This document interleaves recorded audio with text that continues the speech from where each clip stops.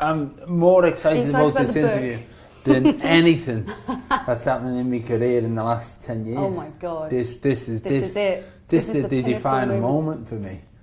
You know, most interviews you just come and go, but this is the one. You've been on TV, radio, but actually, but they're not like a podcast. No, it's not this like is a proper. podcast. This is real. This is talking to the people.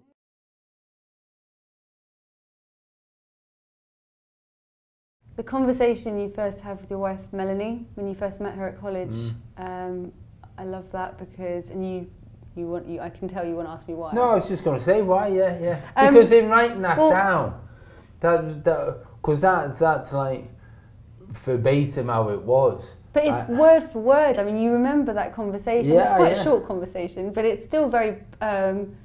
You describe it as your Top Gun moment. Yeah, it you was. know, you really you just walked right in there. It was me shot. It yeah, was me shot at the big time. Yeah. Do you think you could read a little bit of it? After an hour or so, I first of all need to set the scene. Please do. We've been looking at each other across the library, which is everyone knows is the best place to pull a girl. So I was a student, I was 21, and I saw this girl across the room in the library who had big 1980s glasses on, and she rolled the glasses down to look at me, which just blew me away. And I thought, right, I've got to have a go at this girl. I've got to. That sounded awful, not have a go at her, but I've got to chance me arm. I know what you mean. So after an hour or so, with a few furtive glances away from the books, which reassured me that there was still some interest, I approached the study area where she was sat.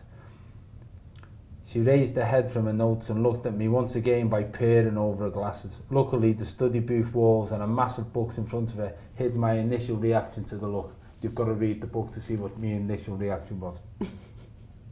I made a mental note that tracksuit bottoms should never be worn when trying to chat a girl up. Me, I'll be back in a minute and we can go for a coffee. Her, what makes you think I want to go for a coffee with you? Me, because you do. Her, do I? Me, yep.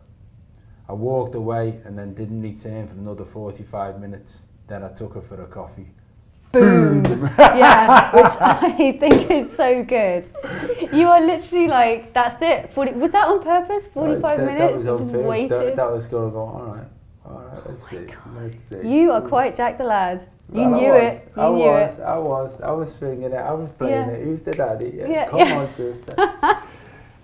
And it all went to plan. Well, it did, but it was one of those things when you sort of see someone who's out of your league, you think, you know what, I've got nothing to lose. Yeah. I've got Go for it. absolutely nothing to lose.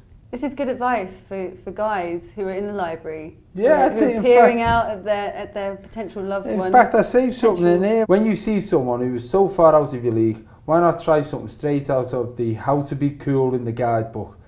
Confidence with the opposite sex is often tainted by the fear of rejection. But if you expect to be rejected, there's not much to lose. That's my theory why so many beautiful women end up with ugly men.